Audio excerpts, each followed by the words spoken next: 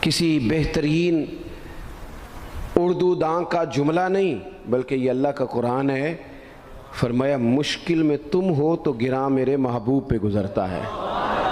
حضور تو جلدی کرتے ہیں تمہاری بھلائی چاہنے میں، کیوں؟ رشتہ بڑا گہرا ہے۔ النبی اولیٰ بالمؤمنین من انفسہم، فرمایا یہ وہ محبوب ہیں جو تمہاری جانوں سے بھی تمہارے زیادہ قریب ہیں۔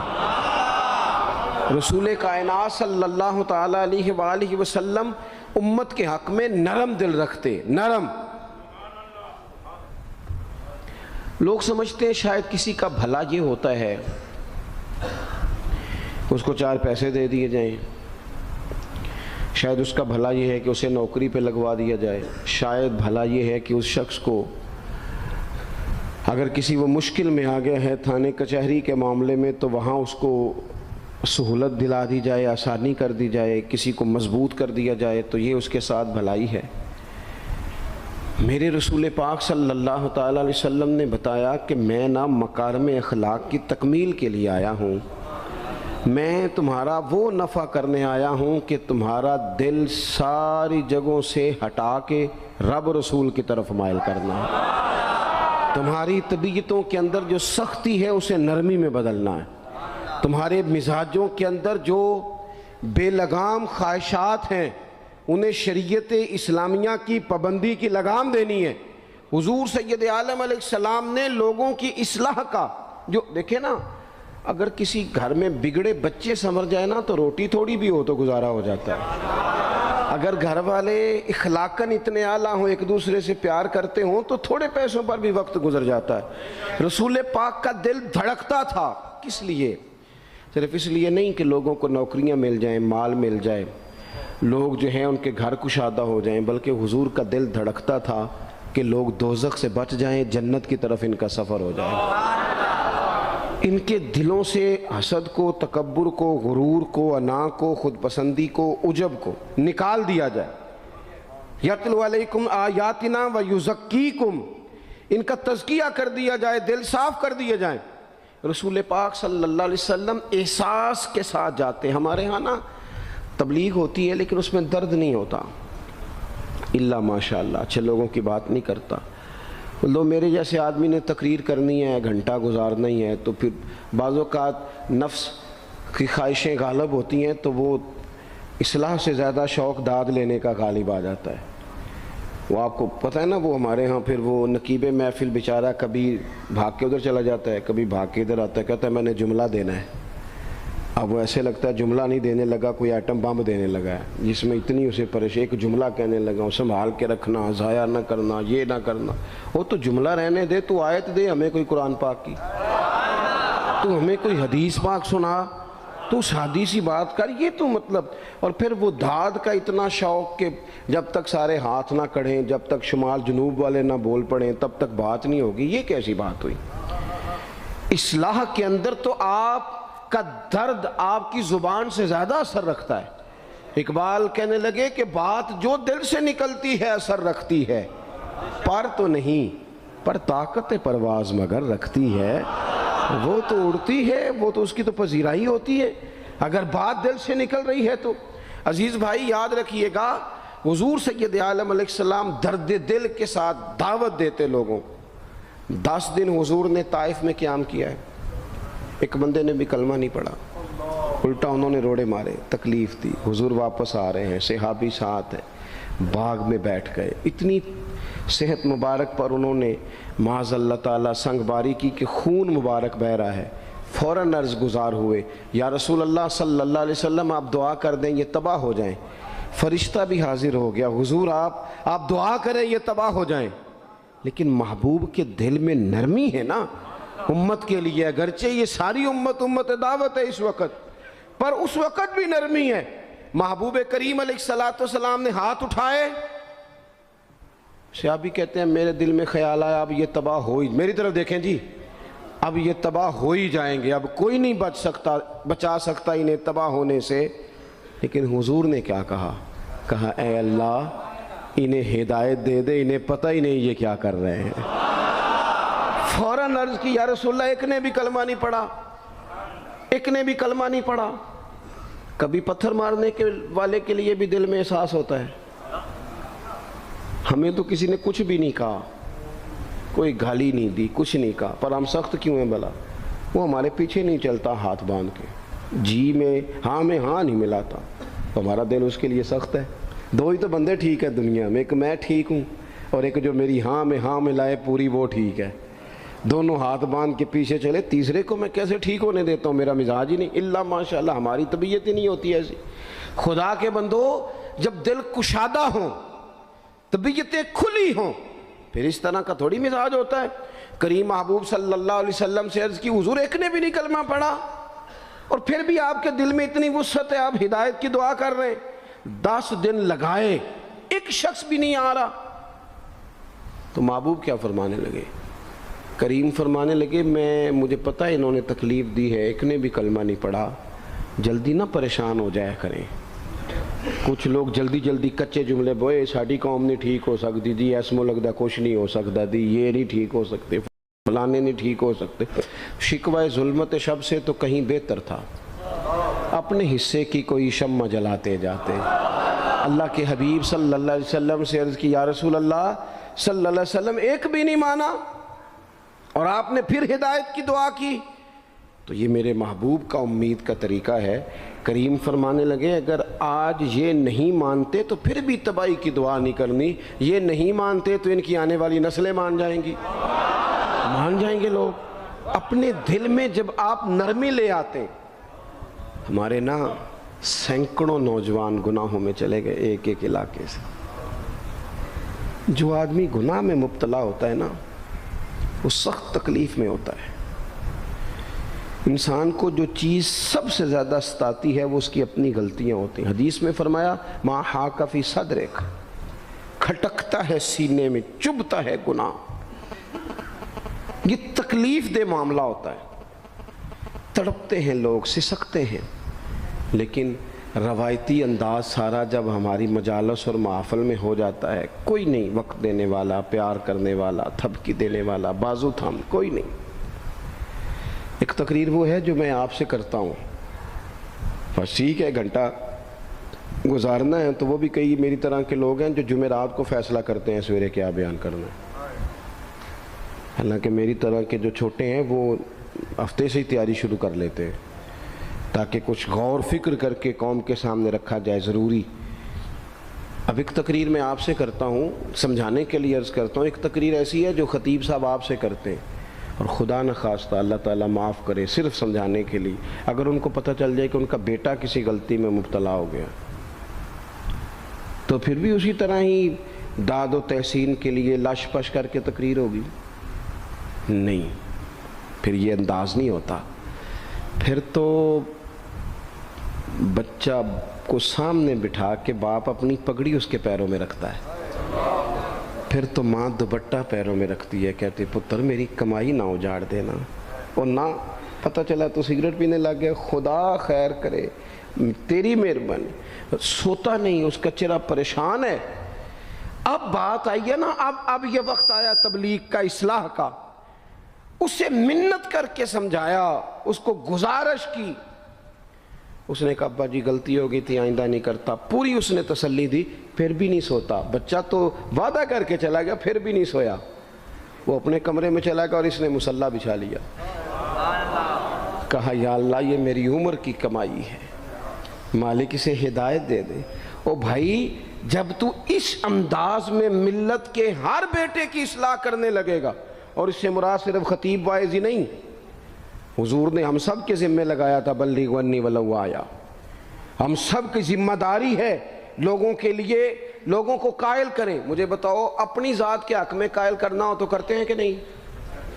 ہوتا ہے نماز کی دعوت ہم کیسے دیتے ہیں؟ ہم کہتے ہیں پڑھ لیے کر نماز، اتنے پیسے کہاں لے کے جائے گا، یہی دعوت ہوتی ہے نا۔ وہ کہتا ہے تو نے اپنی قبر میں جانا اور میں نے، یہ تو ہے ہمارا دین کے حق میں۔ وہ محفل میں آنا اگر ٹائم ملا تو ٹھیک، یہ ہے دین کے حق میں۔ اور جب اپنی باری آئے، کسی سے 50,000 روپے چاہیے تھے، فون کیا اس کو، ملنا تھا، وہ کہتا حکم کریں، کہتے نہیں ٹیلی فون والی بات نہیں، کہتے میں تو 2 بجے ملوں گا، تو 2:30 بجے مل، پر میں مل کے کرنی ہے۔ پھر جاتے ہی اس سے 50,000 مانگا نہیں، پہلے منت کی، دکھ سنایا، پھر اسے ثابت کرایا کہ تیرے علاوہ دینا بھی کسی نے نہیں، سارے غلط بندے ہیں، تو ٹھیک ہے معاذ اللہ۔ پھر اس کو یہ بھی ثابت کرایا وقت پہ واپس کر دوں گا۔ اتنی ساری گزارش کر کے رو دھو کے جب وہ پورا قائل ہو گیا تو آخر میں کہا مجھے 50,000 ہے۔ صحیح کہہ رہا ہوں؟ ہاں نہ تو کرو نا، چلو ہلکا سا ایسے ایسے تو کرو نا، ہوتا ہے کہ نہیں ایسے؟ او بھائی اپنے حق میں قائل کرنا تھا تو تجھے سارا طریقہ آتا تھا، اور رب رسول کے حق میں قائل کرنے کا تجھے طریقہ ہی نہیں آتا، تجھے پتہ ہی کوئی نہیں کہ کیسے قائل کرنا ہے۔ اپنے لیے تو نے قائل مائل کرنا تھا، سارا پتہ تھا، سب خبر تھی کیسے منانا ہے، اور کسی کو مسجد کے لیے منانا تھا تو کہتا ہے جی میری کو مانتا ہی نہیں، میری کون سنتا ہے۔ آپ جب تک اس درد سے، زازان نام کا ایک گویہ تھا بغداد میں، گاتا تھا، آواز بڑی سریلی تھی، بڑے لوگ اس کے گرد جمع ہو جاتے، حضرت عبداللہ ابن مسعود رضی اللہ تعالیٰ عنہ، حضرت عبداللہ ابن مسعود، یہ وہ خوبصورت ہستی ہیں کہ محبوب نے فرمایا ان سے قرآن سیکھا کرو، یہ اسی طرح پڑھتے ہیں جس طرح میرے اوپر نازل ہوا تھا۔ حضرت عبداللہ ابن مسعود رضی اللہ تعالیٰ عنہ صحابہ میں مفتی، صحابہ میں قاری، بڑے آدمی۔ حضرت عبداللہ ابن مسعود ایک دن گزر رہے تھے کسی مقام سے جہاں بھی وہ رہتا تھا، تو وہاں اللہ معاف فرمائے گانے بجانے کی مجلس سجی ہوئی تھی، وہ گا رہا تھا، آپ گزرے تو کانوں میں ہلکی سی آواز گئی، قریب ایک شخص سے پوچھا یہ کون ہے، کس کی آواز ہے؟ کہا حضرت یہ زازان نام کا ایک گویہ ہے۔ وہیں کھڑے کھڑے درد سے کہنے لگے کتنی سونی آواز ہے، کاش یہ قرآن پاک کی تلاوت کرتا، اتنی خوبصورت آواز ہے، کوئی تو ہو نا جو اس درد سے بات کرے، کاش یہ قرآن پاک پڑھتا۔ اور پھر دعا مانگتے آگے تشریف لے گئے، وہ جوان تھا، فارغ ہو کے باہر نکلا، لوگوں کا رش تھا،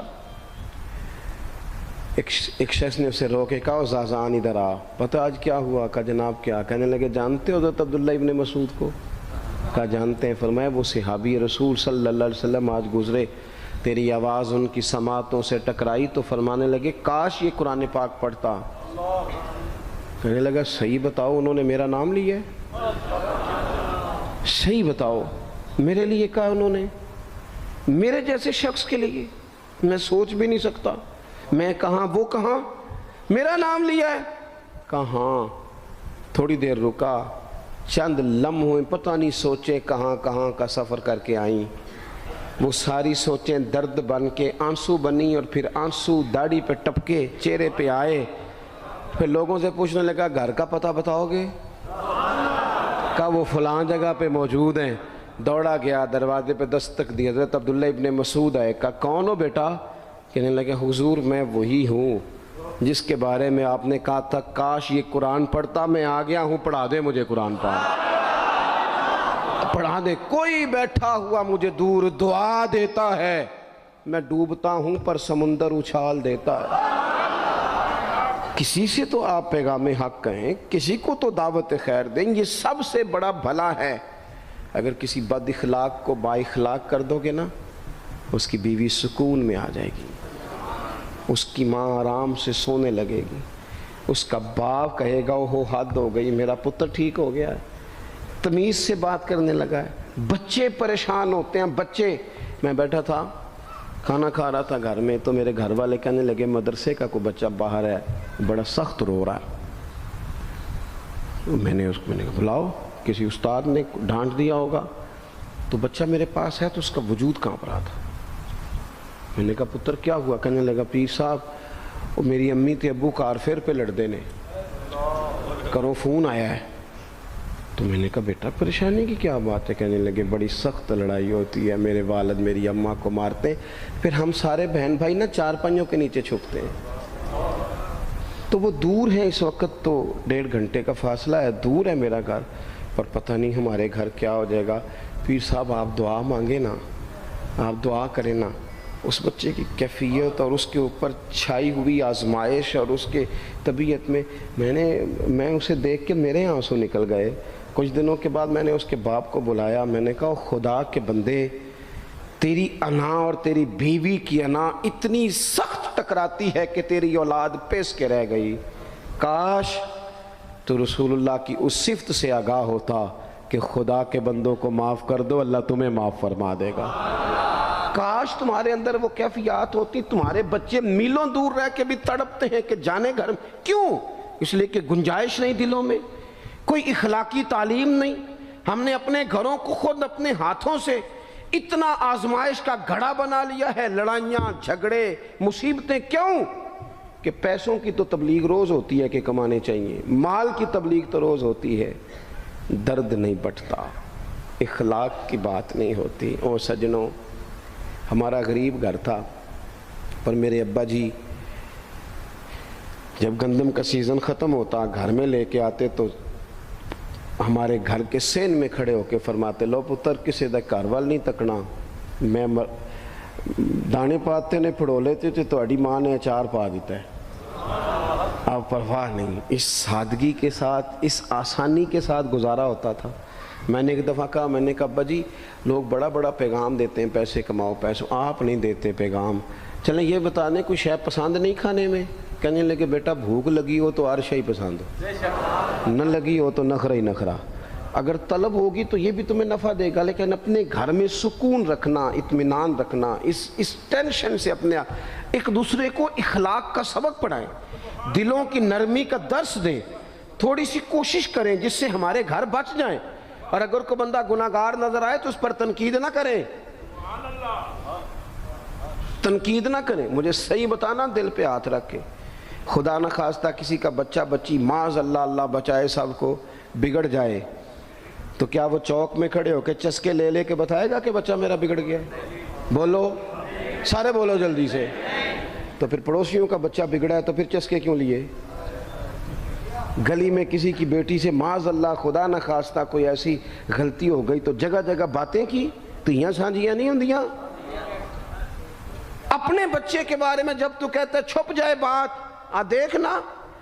حضرت سیدنا جنید بغدادی کہتے ہیں میرے ماموں تھے حضرت سری سختی، میں اپنے ماموں سے ہی بیعت تھا، انہی کی خدمت میں رہتا تھا۔ فرماتے ہیں ہم جا رہے تھے، ایک دن انہوں نے چھڑی پکڑی ہے، ایک ہاتھ میں مجھے تھاما ہے، تھوڑا آگے گئے تو رش تھا، چند لوگ کھڑے تھے، تو حضرت سری سختی مجھ سے کہنے لگے جنید دیکھ تو صحیح رش کیوں ہے؟ تو میں گیا تو ایک نوجوان شراب پی ہے، معاذ اللہ نشے میں دھت لیٹا ہے، ارد گرد لوگ کھڑے، اور وہ چونکہ پوری طرح اس پر نشہ غالب ہے تو اول فول باتیں کر رہا ہے، لوگ بھی اس کے ساتھ جو ہے وہ ہنسی مذاق کر رہے ہیں، اس کا مذاق اڑا رہے ہیں، رش ہے۔ میں نے آ کے کہا حضور دفع کریں، ایک شرابی لیٹا ہے، لوگ بھی مذاق اڑا رہے ہیں اور بس ایسے شغل لگا ہوا ہے۔ سارے لوگ تماش بین نہیں ہوتے۔ ہاں حضرت فرمانے لگے نہیں جنید ایسے کیسے چلے جائیں، چل نہ مجھے لے چل۔ کہتے ہیں بوڑھے شیخ، ہاتھ میں نے تھاما تو وہاں لے گیا، حضرت نے لوگوں کو ڈانٹا چلو دوڑو۔ پرانے زمانے میں لوگ بزرگوں کی حیا کرتے تھے، سب لوگ وہاں سے چھٹ گئے۔ کہتے ہیں مجھے فرمانے لگے جنید جا پیالے میں پانی لا۔ کہتے ہیں میں ایک پیالے میں پانی بھر کے لایا، انہوں نے اپنے بوڑھے ہاتھوں سے اس کا منہ دھویا، اس کے چہرے پہ پانی ڈالا، اس کا منہ صاف کیا، پھر اسے کھڑا کیا، اسے گھر بھیجنے کو کہا۔ کہتے ہیں وہ وہیں ایک کونے میں سائیڈ پہ ہو گیا تو حضرت نا منہ دھو کے نا تھوڑی دیر چپ کر گئے، پھر 2-3 لمحے گزرے تو ان کی آنکھوں میں زور زور سے آنسو ٹپکے اور ہاتھ اٹھا کے کہنے لگے مالک میں تیرا کمزور بندہ ہوں، میں منہ دھو سکتا تھا، میں دل تو نہیں نہ دھو سکتا، جو میرے اختیار میں تھا میں نے کر دیا، باقی تو مقلب القلوب ہے، کر نہ کرم۔ یہ کسی ماں کا بیٹا ہے، کسی خاتون کا شوہر ہے، او بھائی جو نشے پہ لگ جائیں ان کے بچے باپ کے ہوتے ہوتے یتیموں جیسی زندگی گزارتے ہیں، لوگوں کے مانگ کے کپڑے پہنتے ہیں۔ کسی نے کہا تھا اگر دشمن سے زیادہ بدلہ لینا ہو تو اسے قتل نہ کرو، نشے پہ لگا دو۔ معاذ اللہ، اتنا لوگوں نے، کتنا عام نشہ ہو گیا۔ کہا اللہ میں نا منہ دھو سکتا ہوں، دل نہیں، دل تو دھو سکتا ہے، دھو دے۔ کہتے ہیں یہ کہہ کہ حضرت اٹھے تو میں نے عرض کی حضور ویسے منہ دھویا کیوں آپ نے؟ تو فرمانے لگے اس لیے دھویا ہے کہ جب تک منہ سے بدبو آتی رہے گی جتنے لوگ سونگتے رہیں گے اس کے شرابی ہونے کے گواہ بنتے رہیں گے، میں نے اس لیے دھو ڈالا ہے کہ ہو گئے پیچھے جو ہو گئے مزید گواہ نہ بنے، حضرت سری سختی کہتے ہیں میں نے، حضرت جنید بغدادی کہتے ہیں میں نے اسی رات تہجد کے وقت اٹھ کے حضرت کو وضو کرایا، میں نے ان کا بازو تھاما، میں ہی ان کو مسجد میں لے کے گیا۔ کہتے ہیں جب ہم مسجد میں پہنچے تو وہ کل دوپہر والا شرابی ہم سے پہلے مصلی پہ بیٹھا تھا۔ کہتے ہیں میرے دل سے آوازیں نکل رہی تھی شیخ دیکھ لو پھر مالک کتنا کریم ہے، آپ نے منہ دھو ڈالا تھا، رب نے دل بھی دھو ڈالا، کرم فرما دیا۔ کوئی ہو نا جو ایسا کرے؟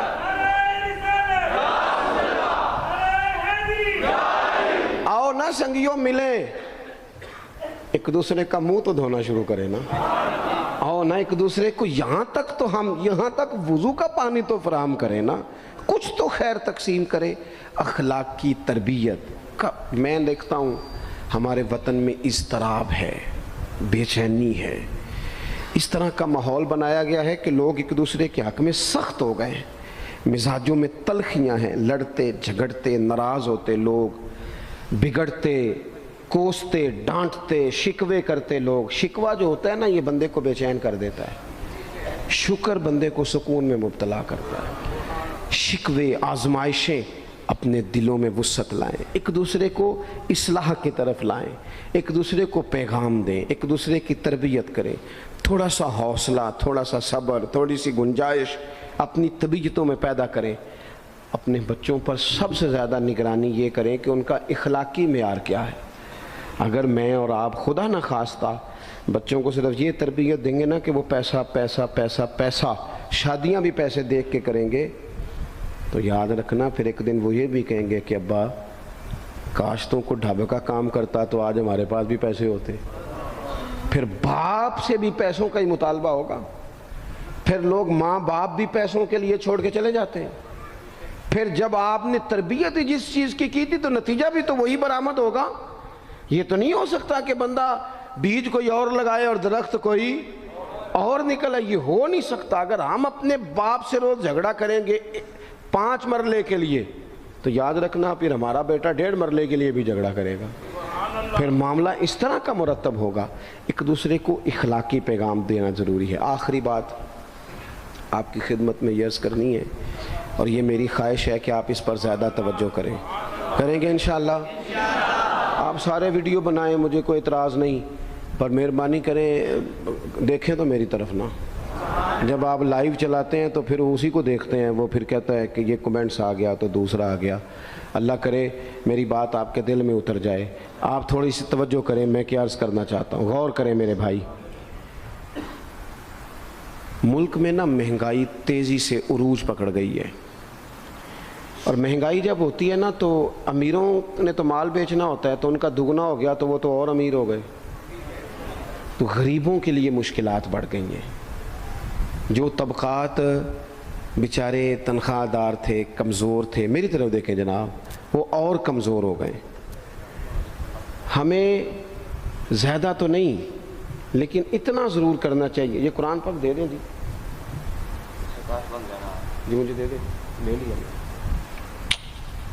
تشریف رکھیں آپ۔ عزیز بھائی تھوڑا سا نا، زیادہ نہیں، 3 لوگ مل کے ایک غریب آدمی کا خیال تو رکھ ہی سکتے ہیں نا، لیکن غریبوں سے بھی عرض کروں گا سہارا بندوں کو نہیں بنایا کرتے، سہارا رب رسول کو بنایا کرتے۔